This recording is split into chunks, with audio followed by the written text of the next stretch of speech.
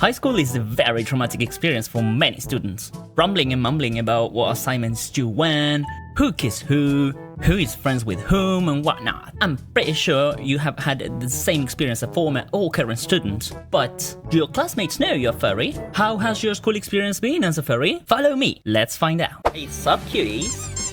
This is Ziley the Fox. And welcome to a new video. Yo, what up, dudes? What's up, kiddos? Today we have a list of top 5 scariest homescares. Hello everyone, this is Ziley the Fox.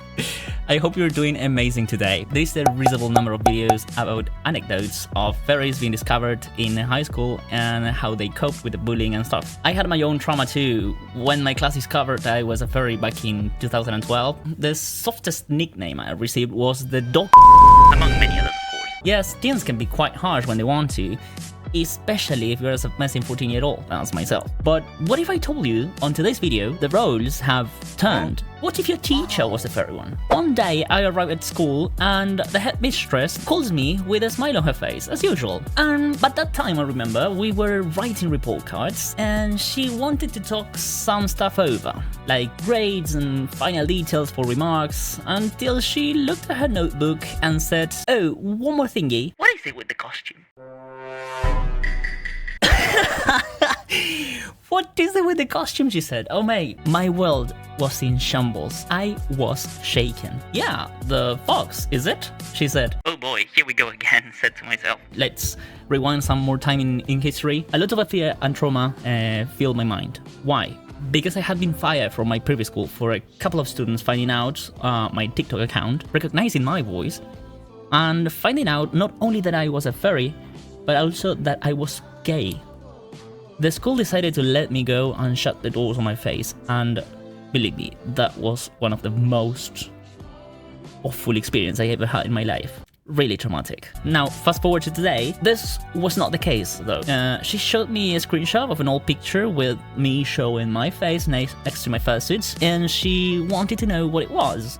She was concerned I was doing inappropriate stuff online, and she also wanted to know what a furry was. And soon I had explained it, then she was happy with it, and she dismissed me to my class. Although she kindly asked me to keep my account private for a while. I did what she asked, but after a few months I decided to open it again, since I felt I was cutting down on my own freedom. I later told her that I opened my profile again since I was doing no harm at all to anyone, and that my content has always been for all ages. Never had I posted anything suggestive on Instagram or not. I only wanted to share my first photos and be myself, and no one was getting hurt. I believe she understood. She said it was fine. I was able to open again my profile to public, and my life went on. I've never invited anyone from school at all to follow me or see my thing. They don't know I was a furry. But the thing is, one of the students found me by chance. My students didn't ask much. They pretty much knew, from what I can recall at least. With the passing of time towards the end of the year, some of them started asking me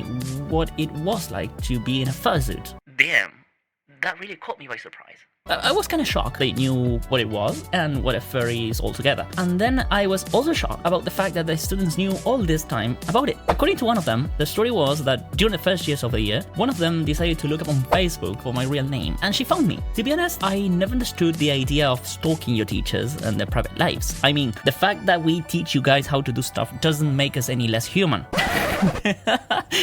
We eat, we go to the gym, we go walking and running, we even go on dates, and we do the thingy. Yeah, that thingy you are thinking of. Apparently, and for what I was told, it's kind of a trend to stalk teachers, which I believe is kind of weird to say the least. She found my Facebook account, scrolled down some profile and cover pics, and she found furry stuff. Alright, I get it. I shouldn't have had that on Facebook. But come on, I was a furry before becoming a teacher, and the art I had was old. I remember what some Zootopia posters and stuff, don't really remember. Thing is, after doing some more research, she found my persona name, and when she googled my persona, she found me. Hi there, it's Ziley.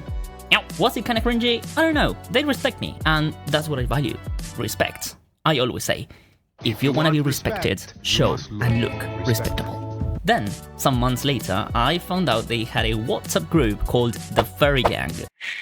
Oh boy, the cringe is running through my veins. Help me out. I have this practice of confiscating phones during class. If you're not paying attention to the class, you're disrespecting me, you're disrespecting your classmates and your parents who, mind you, pay for your education. When I grabbed his phone and took it to my desk, a notification popped up and the screen read, one new message from group Furry Gang. Alright. I ask you guys to imagine, put yourself in the picture of you confiscating a phone in the middle of class, kind of stressed, why not, and finding out there was a group calling you furry. Yeah, that level of cringe. I decided to play the clueless card and kept on, but when I got home, I started to laugh so much I didn't know what to do. I knew it was funny, but I also feared losing my authority as a young teacher. Of course, all of these was in my mind, and none of this happened. I have this tendency to overthink these chaotic scenarios to protect myself from the worst possible outcomes, but sometimes I end up overstressing, which is not good at all. Anyways, I love my students and I love my job. I do it with all of my heart and I put passion into it every class I deliver. I was even invited to their prom gala and it was amazing. I have never thought I had made so many changes in people's lives. A lot of parents met me at the gala and they wanted to see me, congratulate me, and they even thanked me for helping the kids find the lost motivation in school. To be honest, I was in tears during the gala. That moment was great. All the effort during the year paid off and I was proud of it. Boy, the year is over, but I am so much looking forward to starting classes again. I can't wait to see what challenges and what adventures my white pages will have on. Being a furry is just a hobby, I know. It shouldn't affect much your social life, but most people don't understand yet what it really is, and the immediate reaction to something strange is judging it, that's for sure. This is something we can all change, and believe me, one day we will overcome it. We will all live together without our tags. This has been Ziley the Fox. If you like this video, please make sure to like, and if you found the content entertaining, remember that you can also subscribe. You can also follow me on Instagram and Twitter, where you can see more daily updates. Remember, we all build this road together, guys. See you all in my next video. I love you guys. Bye bye. Meow.